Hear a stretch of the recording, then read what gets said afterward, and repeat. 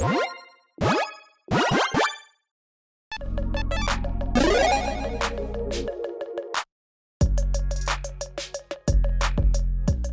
everyone, Mitch coming in with the Commander Score Studio. Welcome to the show. So the hits just keep coming today from Lost Caverns of Ixalan spoiler season. It's a lot easier to say a set name when it's not like, hey, it's a callback set, so therefore we've got like, a couple words before it instead of just saying like Ixalan. That's much easier. Regardless, this episode isn't about that at all. It's about, well, Tetzin, Gnome Champion, a brand new exciting Jeskai commander that is kind of unlike anything we've seen before. And okay, I mean, it's kind of like werewolves-ish, but not really. Anyways, a 2/2 legendary artifact creature gnome that costs Jeskai colors, and it says whenever it or another double-faced artifact enters the battlefield under your control, mill 3 cards. You may put an artifact card from among them into your hand, and it's got craft with 6 artifacts for 4. Now, I will first talk about what crafting is, and I'll talk about the front side of the card. Then we'll talk about the back side of the card. There's a lot going on. First up, crafting means you pay 4, you exile this artifact, you exile the 6 from among other permanents you control and or cards from your graveyard. Return this card transformed under its control if crafted as a sorcery. So when you are crafting with this, obviously the actual ability, again, whenever it or the double face card enters the battlefield, you mill 3. That plays into the artifact amount. Again, since you can craft cards from your graveyard. So by filling your graveyard with artifacts, great, that allows you to, well, craft this quicker. And also, obviously, getting more artifacts into play helps as well. So there's quite a few things that you can do with that. That being said, yeah, this is pretty spicy because, well, you get to flip it over into something absolutely crazy. On top of the card advantage that can get you and the milling that can get you, let's talk about what this card is really about, because on the backside we have the Golden-Gear Colossus, which is pretty sweet. It looks like first of all, the art is like, oh, look, it's adorable gnome just in like the suit of armor thing. Like, I don't even know. It's like a gnome armor thingy. I don't even know. It's pretty crazy. Anyways, a 6/6 legendary artifact creature gnome that has vigilance and trample that says whenever it enters the battlefield or attacks, transform up to 1 other target double-faced artifact you control. Create 2 1/1 colorless gnome artifact creature tokens. So, cheating on transformation is something that you really don't see too often. I mean, again, kind of why I said werewolves. That's, I guess, really the only kind of example where we have like a flip and a way to kind of cheat it with something like, I guess, okay, technically Moon Mist only on certain ones because Wizards is no fun, and they didn't want that to transfer over to like the day, night, whatever. Anyways, being able to cheat transformations can be an incredibly powerful thing because certain things have a very, very, very, very, very high threshold for flipping.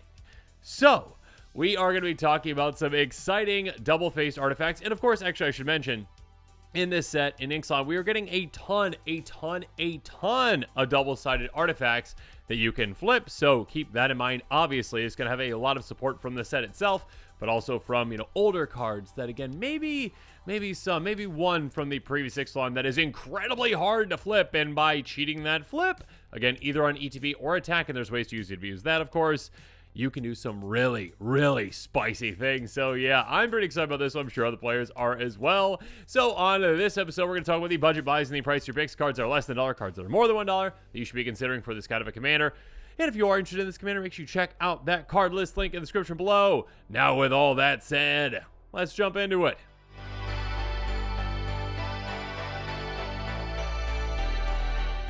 Let's just ease into things, okay? We're going to start things off with a pretty simple one, all right? Chalice of Life. This one is a pretty funny artifact, actually. It is one that, well, tap, you gain a life, and if you have at least 10 more starting life in your life total, you transform it. So, obviously, in a life gain strategy, that's incredibly easy to do. But in a strategy where you're not really focusing on life gain, like this one, yeah, I mean, flipping that would take a lot of time. I mean, first of all, we'd have to stay at 40, and then we'd have to, tap this every turn for probably 10 turns, or I'm assuming we don't have any other life gain effects. Then cool, yeah, okay, all right, you flip it, and it flips into the Chalice of Death.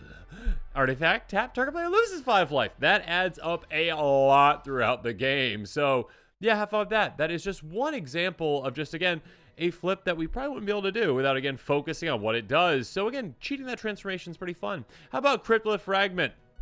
This one is an artifact for 3, enters battlefield, tap out 1 of any color in mana pool. Each player loses 1 life.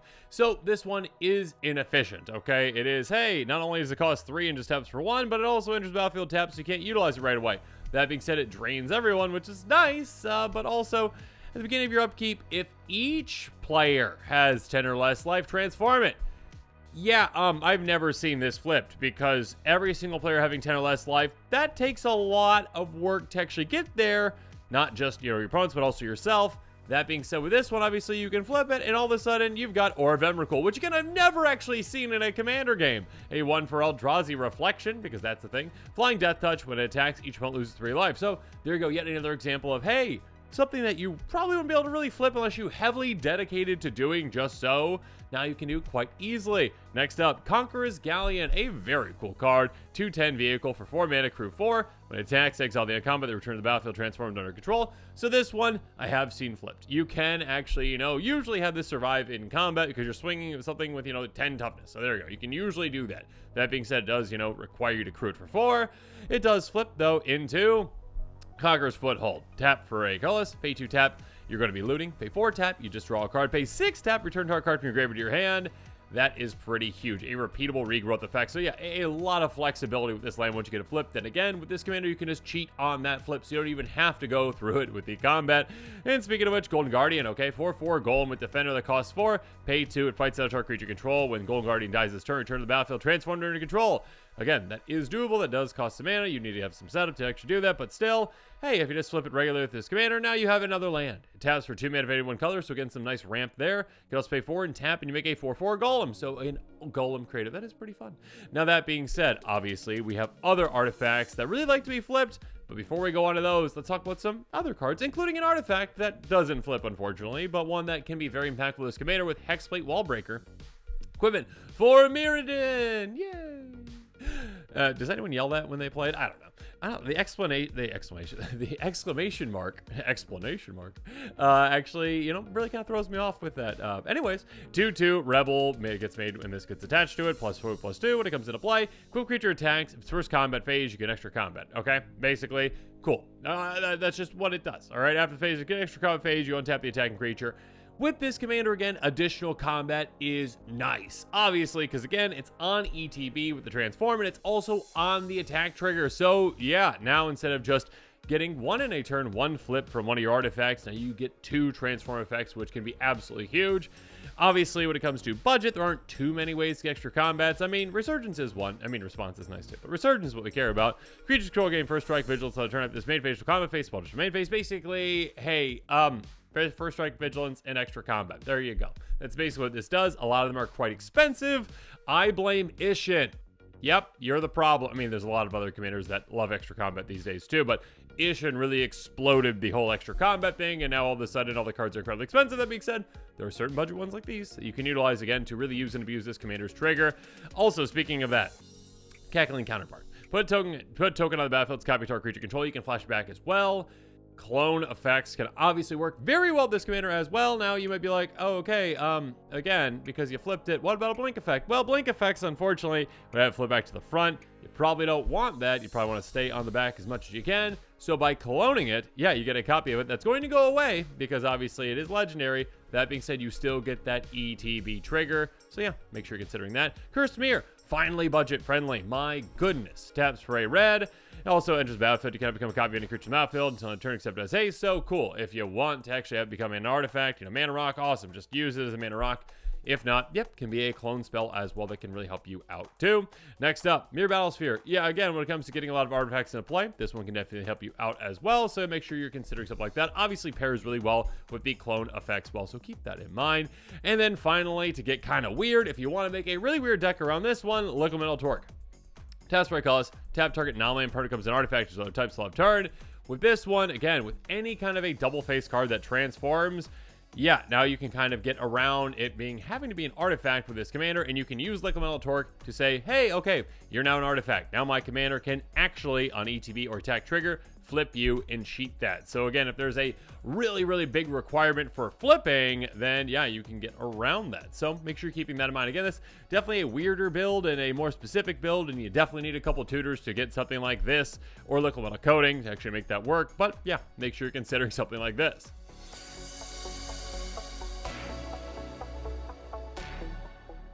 But now the reason for the season, yeah, with this pricier pick, Azor's Gateway, the first card I thought of when I saw his commander. And yes, this is from, okay, not the original Ixalan, Rivals of Ixalan, but still. Legendary artifact for 2, pay 1, tap, draw a card, then exile card from your hand. If you have cards 5 more mana cost, blah, blah, blah. It takes a lot to actually be able to flip this. Again, 5 or more different converted mana costs are exiled with it, and then you also gain 5 life if you untap it. That's a lot. That's a lot. You need a lot of setup. And again, if you're like setting yourself up like this and you're exiling good cards you actually want to use, and then your opponent's like, oh, okay, I destroy that. And then you're very much in trouble. That being said, with this commander, again, you can just flip it and skip all that nonsense, and you get a game-ending land.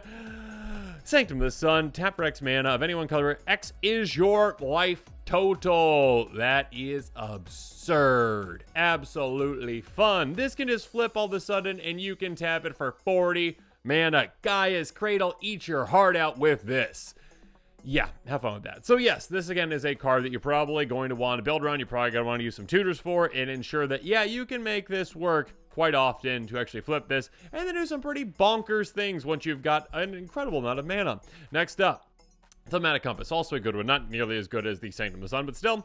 Artifact for 2, pay 3, tap, search life for a land, put in your hand, shuffle your library. If you control 7 more lands, you transform it. So again, this one actually might be able to flip without having to go about it, but still, you can actually cheat it if you need to. Spires of Araska, taps for colors, or tap, untap target attack creature opponent controls removed from combat. So there you go. Basically, another Maze of Ith. I don't know why I just tripped up on Maze of Ith, but there we go. Primal Amulet, yet another one. Artifact for 4, and source spells cost once cast. Whenever you cast in source spell, you put a charge counter on this. Therefore, 4 more charge counters on it. You may move those counters from it and transform it. So again, you can get around having to actually do that, going about that, and you flip it over into something that's really, really good. Primal Wellspring, tap for 1 mana of any one color. When that mana is spent cast in sorcery, you copy that spell, choose targets to the copy. So you know a lot of really exciting things with this one, being able to basically double up on your spells. Oh man, Relentless Assault. Yeah, a very powerful spell in of itself. Again, a card that actually $1.46 must have been reprinted recently. Please keep reprinting these wizards. Thank you.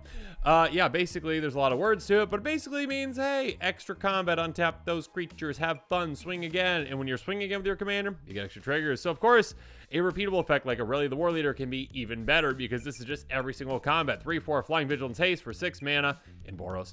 Attacks, first time you turn all tap on creature control, additional combat phase. Yes, just being able to repeat that again means that your commander is doubling up its trigger, meaning that you can transform even more things. Obviously, Spark Double can be a great one as well. Basically a clone that can even clone legendary things and stay in play too. So again, you can get that ETB. You can also get the attack trigger again and again and again. Annoy Procession. Again, keep in mind that with that attack trigger, with that ETB, you also get 2 gnomes. Cool, you get 2 1/1s. So use them. There you go. By making more and more of them. Maybe, you know, get some Anthem effects too. Whatever you want to do with those, go for it. Anyways, Annoy Procession doubles up your tokens. I should have already said that anyways. Doubling up your tokens, be a very powerful thing. Dockside, obviously a nice big burst of mana. Again, like I mentioned, hey, you're probably going to have clone effects in the deck as well, so make sure you're taking advantage of that.